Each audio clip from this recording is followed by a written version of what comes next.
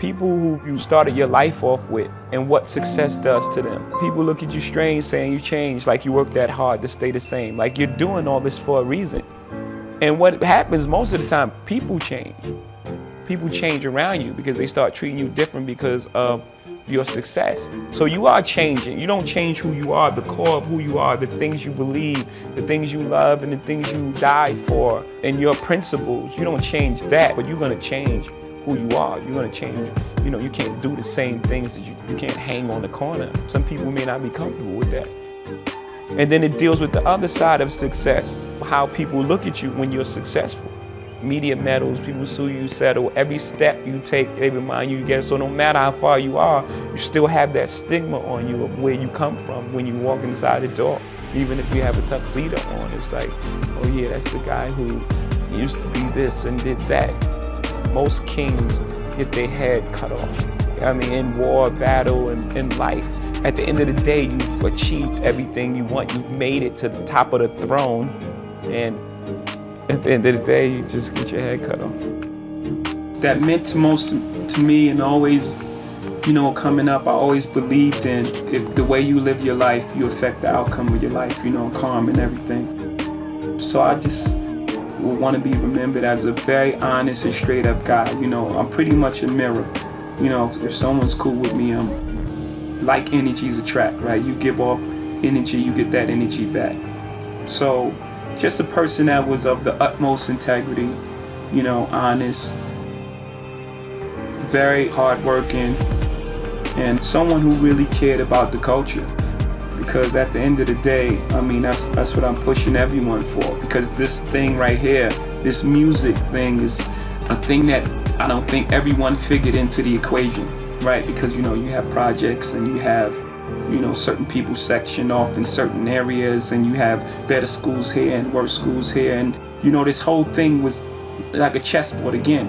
This whole thing was set out a certain way, and then rap music came, and it turned everything around. It just threw every equation that was factored in already. It just threw that thing for a loop. So I have a responsibility to the culture as well. Things don't happen to you, they happen for you. That's life. Everything is life. It happens for you. Everything is for your greatest good. No matter what it looks like. They say you want to make God laugh, tell them your plans, right? You can't control the future. You can control it up to some point. You can't control what others do.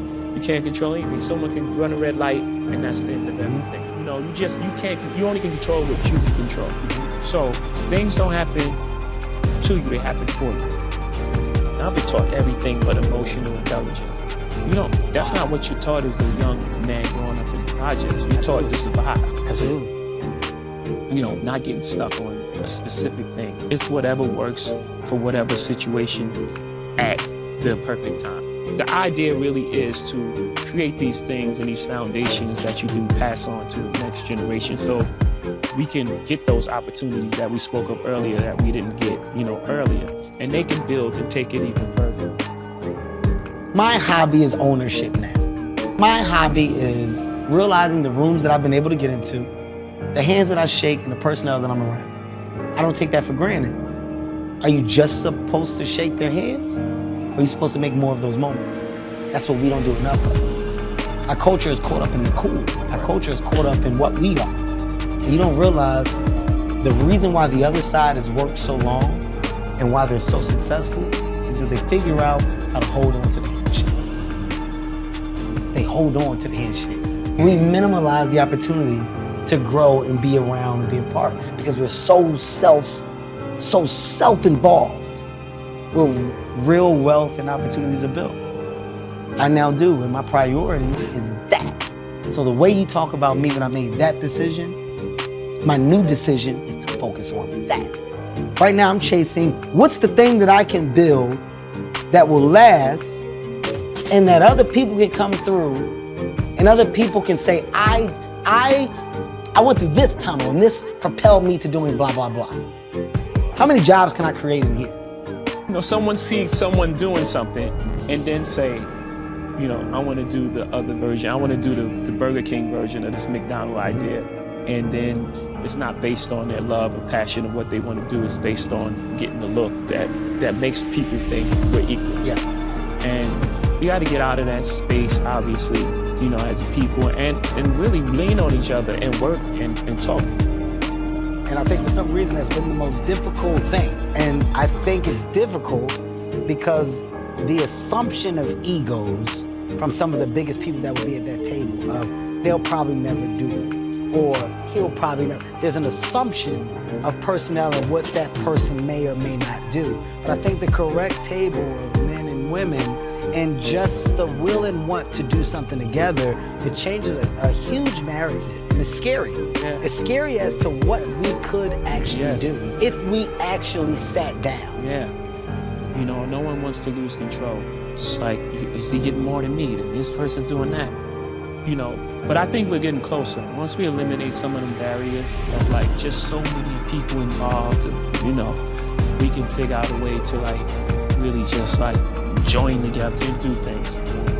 I was actually on a FaceTime with Ty today, Tata, and I was saying like, I don't think people realize that we just sit around all the time and like, can you believe this shit? Can you fucking believe it? I can't believe this shit. That I've been able to do. Just the place where we from and where we come from. Like everyone has that story, right? We all from tough locations and that's just the way the world was set up. But just like the things that we were able to overcome and where we sit now today. I love people, you know, so I don't have that sort of thing like I want to vote Republican just to save more money. That's not the end game. It's not about who got more money and who got more houses. Yes, you know, you've earned it, buy what you want, you know, but don't forget what's important. Without people, and being rich would be very boring. Right. There's no one to share with, no one to have, you know what I mean? Like, you just be a rich person, one person on the planet, just like, well, then what do you do? Because I have an obligation, going back to the story of OJ, is to further conversation of an entire race of people. Not me, all of us, but specifically me, since you're asking the question, is to open up dialogue. It's okay to think. It's okay to be smart. You know, there's a time where people was like, you talking white. It's like, what does that even mean? I know words. Intelligence is not a tribute to color. And I'm sure you've heard it growing up many times. You're speaking white, like what? Speaking like I know words. And it's okay, it's fine. You know, so I have an obligation to further the conversation in all ways. You know, our stature in America, our emotional maturity, and so on and so forth. It's humbling at the same time. It's like, you know, it's what you've been charged with in life. And I believe since the beginning of the time, the poets have been charged with that. Like, it was the poets that's explaining the emotions and making these songs that people are like, oh, that's what I feel. When you go into survival, what happened? You shut down. You shut down all emotions. So even with women, you got shut down emotionally, so you can't connect. And then now all things happen from there. Can't connect because of the way you feel about yourself, you mean? Yes. In my case, like, it's deep. And I've done it from the beginning of my career. Two things, you know. One, no one knew the characters, so it wasn't as impactful, you know. And two, it wasn't coming from a place that was as evolved. And it's very difficult, you know. It's hard. It's hard to hear songs back. It's hard to perform songs. But I feel it's the most important work that I've done, and I'm very proud of it.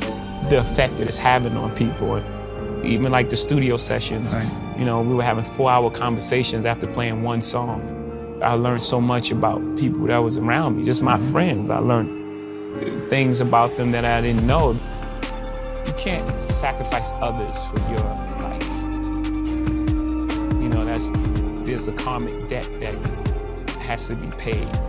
Had I had the level of consciousness then that I have now, things would have turned out differently. And just knowing that, I definitely want everyone to know that. I walk in representing hip hop. You know, I don't try to hide that or try to, you know, talk different or hide the fact that's where I came from. You know, you hip hop guy, you're different. No, I'm not different. You know, I mean, I'm different as an individual, but a lot of people haven't had conversation with everybody in hip hop. Usually it gets categorized as you guys. All of you guys is this one thing, and that's not true in any field, you know? So when people talk to me and they say things like, you know, you're not like those guys, it's like, that's not true. You should have a conversation with those guys.